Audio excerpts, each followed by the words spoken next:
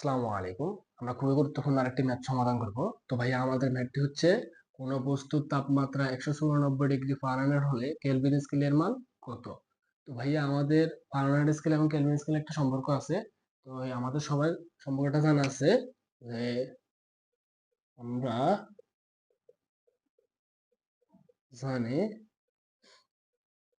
f minus 32 divided by 9 equal k minus 273 equal হচ্ছে কত ভাইয়া 5 divided by 5। তাহলে এখন আমাদের কাজ কি ভাইয়া, আমাদের মানগুলো বসিয়ে দিই। তাহলে 100 কত দেওয়া আছে ভাইয়া আমাদের 194 minus 32 divided by 9 equal k minus 273 divided by 5।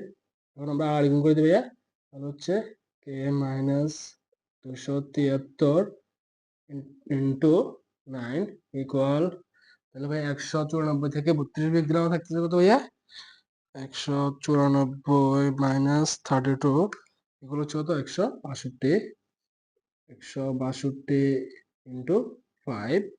তাহলে এখন দেখো ভাইয়া, আমরা যেহেতু এটা গুণের কাছে পাশে ভাগারে পাঠিয়ে দিব, k মাইনাস 273 ইকুয়াল 162 ইন্টু 5, যেহেতু গুণাকার আছে আমরা ভাগাকারে পাঠাই দিছি।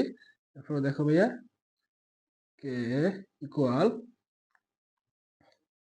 162 ইন্টু 5 ডিভাইডেড বাই 9। যেহেতু এর পাশে যোগ আকার আছে ভাইয়া, আমরা পাশে সরি এর পাশে যেহেতু বিয়োগ আকার আছে আমরা পাশে যোগ আকারে পাঠাই দিচ্ছি 273। তাহলে হচ্ছে ভাই আমাদের দেখো k ইকুয়াল হচ্ছে কত 162 ইন্টু 5 ডিভাইডেড বাই 9 ইন প্লাস 273, তাহলে 363 কেলভিন। তো ভাইয়া দেখো ভাইয়া আমাদের কাজটা কি করছিলাম, প্রথমে আমাদেরকে দেওয়া ছিল কি ভাইয়া 194 ডিগ্রি ফারেনহাইট, এবার আমাদের বলছে কি কেলভিন স্কেলের মান কত দেখাবে। তাহলে ভাইয়া আমাদের সবার সম্পর্কটা কি জানা আছে। তারপর আমরা কি করছি ভাইয়া ফারেনহাইট স্কেলের মানটা বসিয়ে দিয়েছি।